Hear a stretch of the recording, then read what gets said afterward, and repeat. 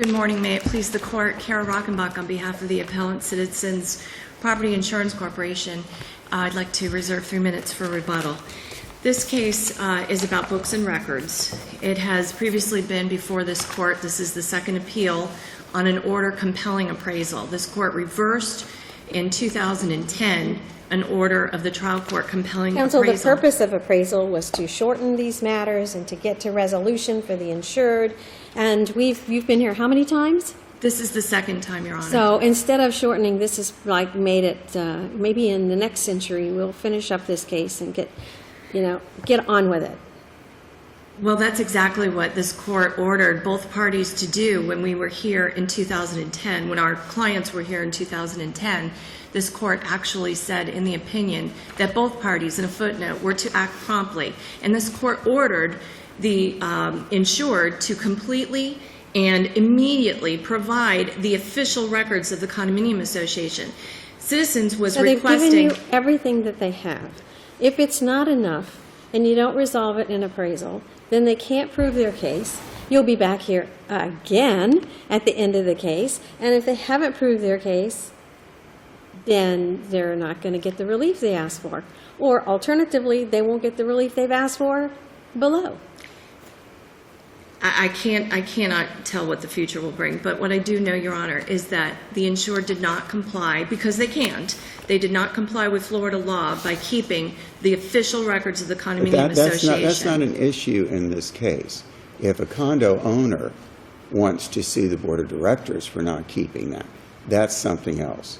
That's not an issue in the case. I want to ask you that apparently the 3 areas of documents that are still missing after producing over 5,000 pages is the contract with the management company, the bylaws, and minutes of meetings. I can understand minutes of meetings might have some information. Tell me what the contract with the property management and the bylaws, what you could possibly glean out of that has to do with this loss.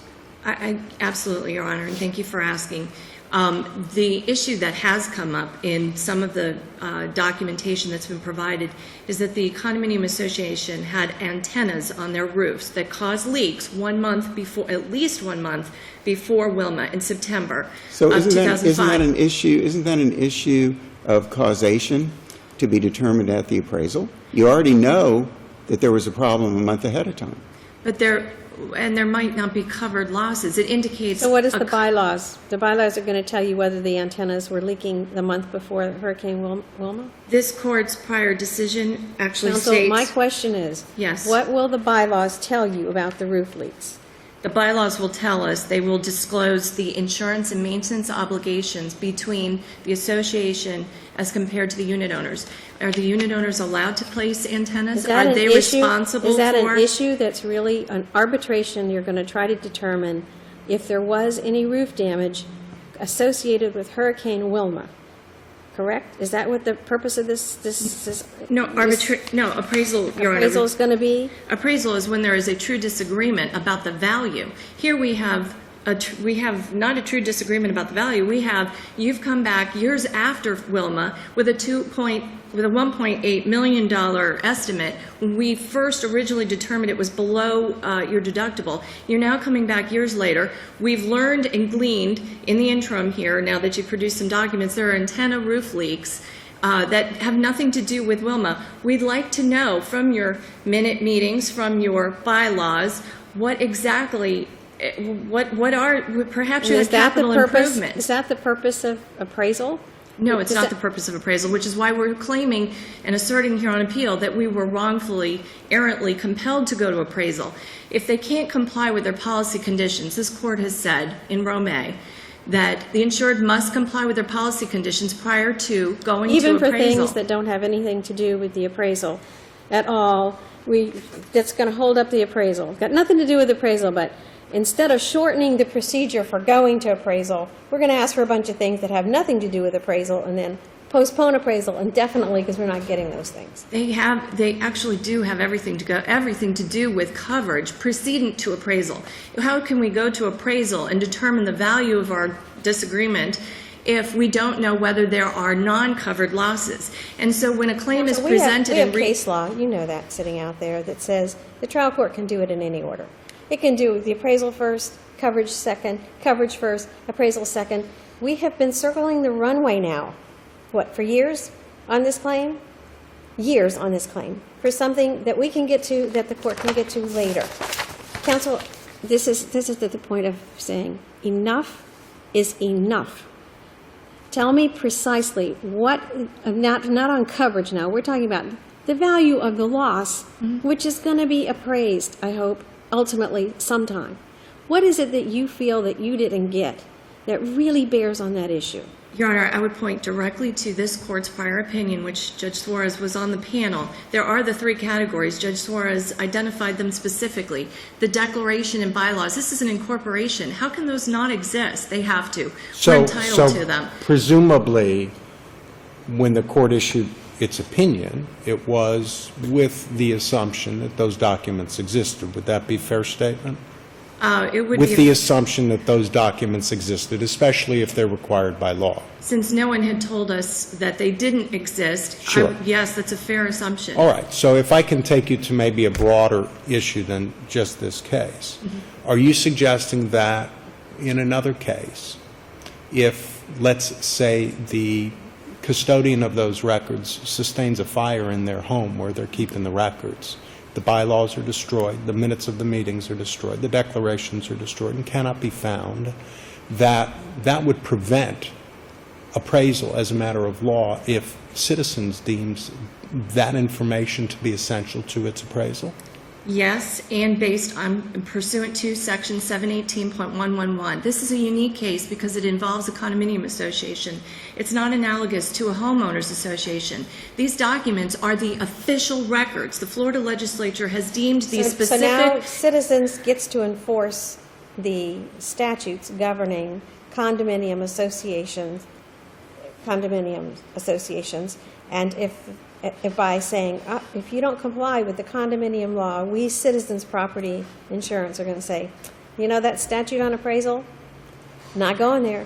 You can't go there. It is presumed, Your Honor, that when we write our policies and we say we want, as a policy condition, precedent, to examine your books and records and to make copies from your books and records, when that's in a condominium association policy, and we're writing a policy for a condominium association, we're presuming that they are complying with Florida law and not in violation. It doesn't say all documents required pursuant to Chapter 718. It doesn't does say not. bylaws. It doesn't does say not. minutes. It just says examine your books and records. But what other books would there be other than the official records pursuant to the Florida legislature? But let's take a look at this case. Okay. You have been, or at least the court has determined, that you have been given all the books and records that they have, such as they are, right? That we've been given everything that they have, although the trial counsel for the insured said, I don't know where the other minutes are. So, Or if they exist. Or if they exist, but the court found substantial compliance. I don't know how that how substantial compliance could exist when they didn't provide documents of bylaws, declaration. Well, we would have to make a finding that implicit in in the language of your policy is that when you say books and records, you mean everything that is required to be kept by law pursuant law. to Chapter 718, We would even though it doesn't say that. It doesn't say that, So but it you is. have been given the opportunity to examine their books and records such as they are. This court deemed those official records to be relevant, germane, and important to the investigation of this claim. That's why it wrote the decision 2 Sure. years ago saying, give them complete and immediate compliance, produce these records. So my point Well, is, there were we can't be 13 categories of records Correct. at the time. Am I correct? That's right. At And- the time that came up. So Yes. there had not been any type of hardly any compliance. And since that opinion, there's been 5,000 pages of compliance. There's been depositions. There's been evidentiary hearings by the court. And the court, in reviewing all of the evidence, determined that there had been substantial compliance, and therefore this matter was ready to go to appraisal. So are you asking us, to follow up on Judge Emis, I gather what you're asking us to say is it doesn't matter that there was an evidentiary hearing and the court determined with 5,000 documents that they had substantially complied. The issue is no matter how many documents, if you don't have their declarations and bylaws, they're not going to appraisal. and minutes for 7 years that are required to be kept by law, which would be very germane to prior repairs, antenna issues, Well, responsibilities. you already know that the antenna issues occurred prior to Hurricane Wilma, How do don't we- you? Yes, we do. Because you've already said that. We do. So that is either, you may call it a coverage issue, I call it causation issue, whatever you want, okay? You already know that. So let's move on. What's the next topic that needs to be determined? The management contracts for the third category. Why is the management contract germane to what's going on here? This court said property management No. contracts are important for the same reason, in that they will determine whether there were nature and dates of prior damage and repairs, expenses incurred in maintaining or repairing the roofs, the prior roofs. Why should we be compelled to appraisal, be forced to determine the value of damage when part of it may not be covered due to lack of mitigation, lack of maintenance, prior issues that have nothing to do with Wilma damage? This is a Wilma claim. So why not reverse the appraisal order, remand for the breach of contract action? We're not saying no coverage at all. We're saying reverse remand us, go forward on the breach of contract. Bankers versus Macias I thought you applies. just said we're talking about coverage here with regard to part of this, and you shouldn't be compelled to go to appraisal at all because there's no coverage, and you can't determine that because you don't have the declaration of condominium and you don't have the bylaws, which would let you know if you even had to go to appraisal. This is so circular. This is so circular that I'm not sure that the statutory requirement to go to appraisal has any meaning anymore. This is supposed to shortcut it to see if the people can get together and come to a resolution, and now it's bigger than the thing itself. I understand your frustration, Your Honor, and I think that it's shared by my client. The policy that Citizens is now issuing has not a mandatory appraisal. I think Judge Flores was on the panel of a prior appeal, and it involves both parties have to agree. So you're absolutely correct that appraisal has not short-circuited the process. But what my client has been experiencing, and it occurred in this case, is compelling it to appraisal before policy conditions are met. These are not insignificant policy conditions. They are in the policy for a reason. You must comply with these conditions before we have to pay And you. I understand what you're saying, and I understand where you're coming from, but my question is, on these three categories, when 5,000 pages have been produced, there's been depositions, I don't understand when the judge has reviewed all of the documents, the judge has listened to testimony and determined there's been substantial compliance, you need to go forward with appraisal, why these matters that you're concerned about. My point that I keep trying to bring out to you is you already know about the antenna. So therefore, let's move forward. What else is there that you don't have any testimony on or any depositions or your experts can't come in and testify as to what is or is not a Hurricane Wilma loss?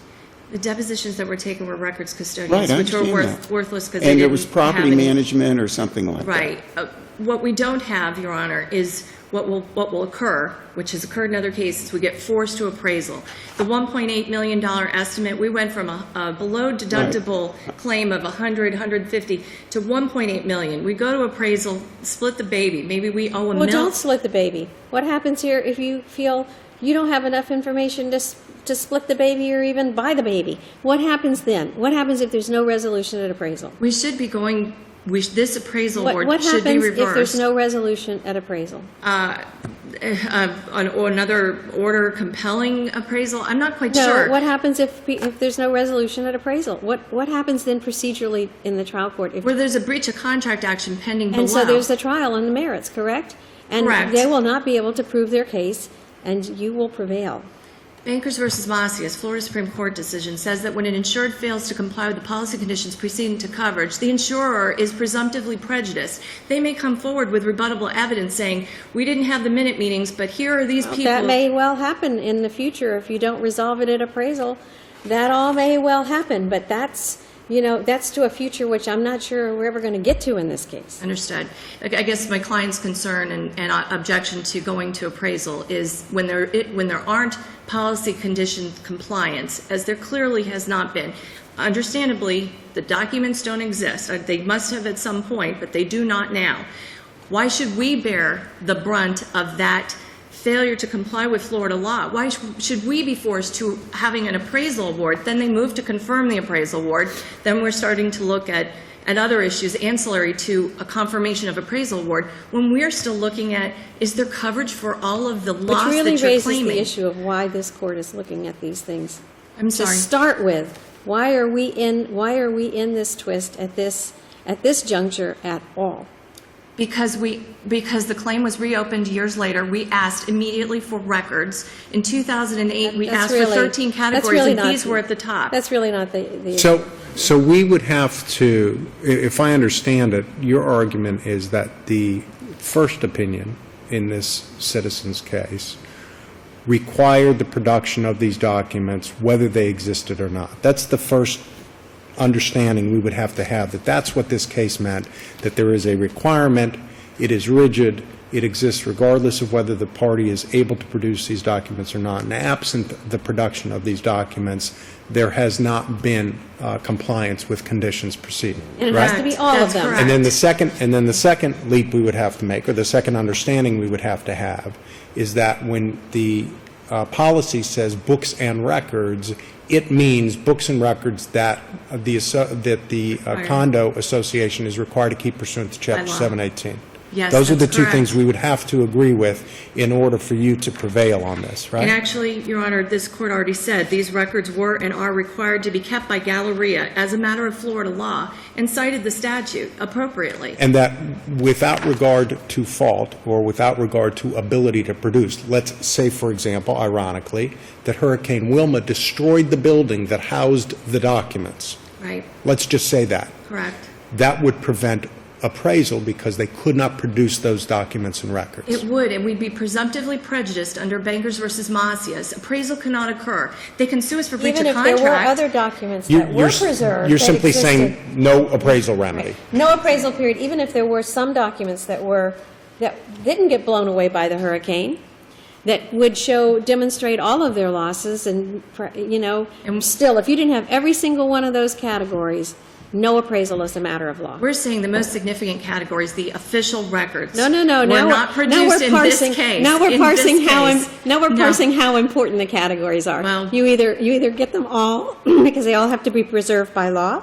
and if you don't preserve them by law under your policy, you don't get appraisal, or you don't. Or are we going to start parsing which ones? I'm not parsing, Your Honor. I'm saying based on the facts of this case, the most significant. Oh, there you go. There is a parse again. Is it just in this case where you have to have all of these things that are required by law, or is it every single case that you have to have them? I truly cannot hypothesize in every case what is being produced. The 5,000 documents, although that number is significant and Counsel, large, is that not. wasn't your, that's not your argument, it's my understanding, and that wasn't the answers to Judge Emus's questions. He says, in our prior opinion, we said, these are the things, and you said, those are the things that have to be Correct. kept by law, and if you don't have those things, then you're not going to get an appraisal. So That's that doesn't correct. matter if it's this case or the next case That's or any correct. case. That means every single case, if you don't have all these categories of That's documents correct. as a matter of law, citizens can't be forced to, or any insurance company can't Correct. be forced to go to appraisal. That's correct, Your Honor. My client should not be forced to appraisal because the insured does not And- comply with and other Florida than our law, prior- as I would expect them to, when I wrote their insurance policy and requested premiums for a large commercial loss. Yes, that's And correct. other than our prior decision in Galleria, which you say stands for that proposition. It does. What other case stands for that proposition? There are none in this context of condominium insurance policy and Chapter 718, but this court's decision was correctly decided. These documents are very salient, relevant documents to whether we owe the entire damage or part of the damage, or there are exclusions that apply. We are entitled to know and investigate this loss. Well, So- let's go back, because the decision, I was just going back and rereading it again because I was on the panel. I remember the decision. I've read it before. But we specifically said all such records may identify individuals with pertinent knowledge so they can be contacted during the investigation of the claim. Right. That's the purpose for sending it back so you could get your records. Now, the judge below has done an evidentiary hearing and said they substantially complied. Now, are we here to determine whether or not it was an abuse of the judge's discretion in the evidentiary hearing? No, I believe that the orders compelling appraisal are reviewed de novo. Okay, It's so a standard of you want us review. to review everything, go back and review it again? It's stipulated by both sides that the bylaws and declarations have Right. not been. They haven't been produced. And that the management contracts, the other category, have not But the been. question then goes down to, based on our opinion, which we keep going back to, such records may identify individuals of pertinent knowledge so that they can be contacted. And apparently, you've been able to get almost everything you need already from the documents you've got. You already know that the antennas are maybe, according to what you've been able to discover, maybe pre-existing problem, a problem that occurred prior to. What else do you need to find? What else is there a suspicion that you can't find out by your expert appraisers with all of the knowledge and all of the documents that you have? That's the question. Otherwise, what you're asking us to do is make a decision as an issue of law. It doesn't matter how much documents, how many documents you have, how many depositions you take, how much knowledge you have. If you don't have those declarations and bylaws, by gosh, you're not going to appraisal. It's not just the declaration bylaws. Really, the significant issue, as this court noted and the trial lawyers on both sides noted below multiple times, the minutes are very significant. Yeah, I would agree with because you of on the- that, but my question to you is, Yes. what is there that you're sitting there going, your client saying, we don't know if we suspect, but we don't know. Maybe this was done, new roofs weren't done. Suppose, what is there? What is there that your client's sitting there saying, I know there's something, and I need these bylaws to see if it was discussed, these minutes to see if it was discussed? Were there decisions to undertake capital improvements regarding the roof repair? The roof was 15 years old. Were there expenses incurred in maintaining or repairing the roof or the common elements? Were there prior damages and repairs? Was there a special assessment? These would be in the official records of the condominium. We're presumptively prejudiced. We know there's some issue of prior damage that is not Hurricane Wilma. We don't know the extent. We don't know whether they mitigated their damage or maintained their property. They have a duty to do so. And so we can't and should not, by law, be forced to appraisal. That's a different track. It's a benefit to the insured if they've complied with Florida law, if they've complied with our policy conditions preceding to appraisal and coverage. Don't force us there if they can't comply with those. Let them go back and prove a breach of contract action where we assert Bankers versus Macias, presumption of prejudice. They get the opportunity to rebut that with whatever evidence they come up with in a breach of contract action. But This is said genuinely based on the last argument you had here, and you remember the first question I asked you, and I'm saying it with a smile on my face, that my first question was essentially what Citizens has done now with their appraisal clause is done away with appraisal. correct. So what you're saying here The new is, policy. even though this is an old policy, we want to do away with the appraisal and go ahead and go to trial. Oh, no, Your Honor. If an insured complies with policy conditions... No. In this and case, in this In case. this case, absolutely. Okay. Appraisal's not appropriate. It I is a gotcha. benefit, and it should not be given to an insured who has sloppy bookkeeping or didn't comply with Florida law requiring those specific official records. I understand your argument, and I know it's a tight position for any insurer to be in. Okay. I understand that. And we Thank you, ask counsel. respectfully the court reverse. Thank you. Thank you, counsel. Good morning. May it please the court, Marlene Reese on behalf of the plaintiff. I don't want to belabor the point except to point out two things, and that is the policy, as Citizens said repeatedly in its brief and below, they kept saying that the policy requires Galleria to maintain its records pursuant to the Condominium Act statute, and Judge Emis, as you point out, and I think the panel understands, if you look at the policy, all it says is give us the opportunity to examine your books and records, and they've had that opportunity. 5,000 plus pages, which Judge Thornton reviewed.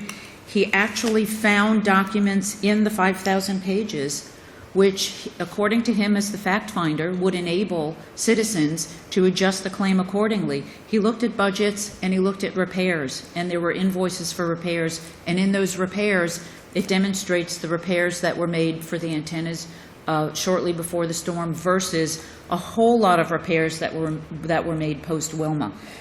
And then the only other thing I would like to point out is that in this court's prior opinion, what the court actually said was not that Galleria has to produce those documents. The court did find those documents arguably relevant, but what the court concluded was that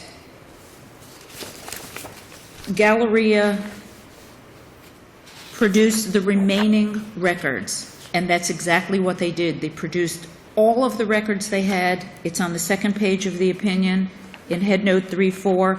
It says, we anticipate will be complete and immediate cooperation by Galleria in affording access to the property, which we know was done. That's undisputed. They did reinspect the property. And the remaining records, we simply don't have the bylaws, the property management contracts, and some of the minutes. Citizens does have some of the minutes. They were in the 5,000 pages. Well, what happens here if you go to appraisal? The Citizens just doesn't have enough knowledge to resolve the case at appraisal. They just say, we are not going to resolve it here because we don't have enough documentation from you. You haven't produced enough for us to see that you had a legitimate loss related to Hurricane Wilma. And we're just not going to split the baby with you. We don't think you're entitled to any of the baby. Then what happens? Well, I think at that point, as Ms. Rockenbach points out, presumably we go forward on our breach of contract claim. And if you don't have enough documents to prove your case, then you lose. Then we lose. We don't get what we're asking for. I mean, that's what it comes down to. However, since Citizens chose to put the appraisal provision in its policy, and we chose to exercise the appraisal provision. It's a binding appraisal provision, isn't it? It's a binding appraisal provision. When Is it the type of appraisal provision, I'm making the assumption, that each party selects an appraiser and you select a neutral? If two of the three agree, then it's binding. Now, there's Florida statutes and things you can do, and you can try and have it set aside or say this item wasn't covered or something like that. Well, but it's technically binding, isn't it? I'm not familiar enough with what goes on at appraisal, and I'm not familiar with whether there can be an actual impasse at appraisal, but if Citizen shows up at appraisal and says, well, we don't have enough because we don't have bylaws and property management contracts and some of the minutes, then to be frank with the court, I don't know what happens, but I was under the assumption that at that point we have the opportunity to go forward on our breach of contract claim. Now, that may be wrong, but then I don't know what happens at appraisal. I mean, I just...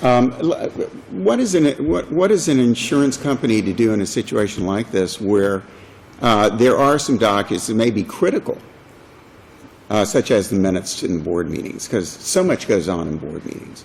What are they supposed to do as far as trying to properly arrive in their mind what is going to be appraised, what should be appraised, what's covered, et cetera, if they don't have a total picture? Well, I think that in this case they do. I think because Judge Thornton reviewed the 5,000 documents and he found that there were enough documents in there that would basically replace... So your position is in this particular case, we don't need to worry about anything else. I understand what you're saying. In this particular case, there was enough produced so that they can properly go to appraisal and make a decision. That's what Judge Thornton found, and he relied on We've written Heyman. opinions here in this Right. court, have we not, saying you have an evidentiary hearing, you put all your stuff up, and the trial judge decides whether it's enough to go forward or not. And that's what happened here. And he relied on Heyman, and Heyman allows for substantial compliance, which he found here. If this court were to write an opinion that says it's got to be all or nothing, certainly I think that would conflict with Heyman, which allows for, as well as other cases, which allow for substantial compliance. So I think Judge Thornton did exactly what this court asked him to do. I think that there is enough to go forward on appraisal based on his findings with regard to the budgets and the repairs that were made. And what happens at appraisal from this point forward, I don't know, other than to say... That may be for a different day. I suppose so. And again, I don't know what happens if there's an impasse or if appraisal falls apart. Or maybe at appraisal, I guess you call them appraisers, would find that there's not enough information Well, there. certainly if it's not resolved, your case goes forward, correct?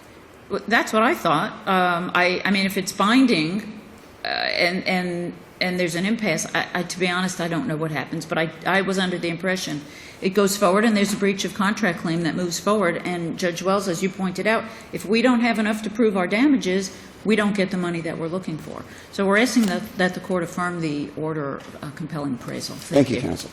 Counsel, you're deep in the hole on time, but I'll give you 1 minute. And deep in the hole based on this panel's questioning. But Your Counsel, Honor. you never know. You never know. never Okay, know. okay, I just have to say, we want Haman. We want to follow the path of Haman. Haman, the insured, produced volumes of documents. It was not an appraisal. The insurance company was not compelled to go to appraisal. What happened was summary judgment was reversed, and the insurance company had to go down, and the insured argued, I've rebutted your presumed prejudice. This is significant. This is not equitable for an insurance company and citizens to be compelled to appraisal when there's noncompliance with policy conditions that are precedent. What happens at appraisal? Your Honor, I don't have a crystal ball, but your question continues to resonate with me, and I don't want to be back here arguing Galeria Villas a third time. But what typically happens is, and you're right, Your Honor, it is a mandatory binding appraisal. If you and we disagree on the value, this is not about coverage, then either may make a written demand, party selects a competent and partial appraisal, to select an umpire. They separately state the value of the property and the amount of the loss. If they fail to agree, they submit their differences to an umpire. Citizens would go to the appraisal and say, well, we think Wilma caused $150,000 worth of damage. What we thought back in 2005 when we first saw this loss, they're going to say 1.8. And the umpire might say, I like 1.8. And then we go to breach of contract. Why But should the we? umpire might say, based on the documents I've seen, I agree with citizens. He This might- is not he might covered. do that. He might I do mean, that. that's why you have a neutral. But Counsel, why? But where should- does 1 minute become 15? I'm sorry. I'm sorry. But my client is prejudiced to have to be compelled to appraisal when it should be in the breach of contract suit. Thank you very Thank much. you. Thank you. you We'll both. take a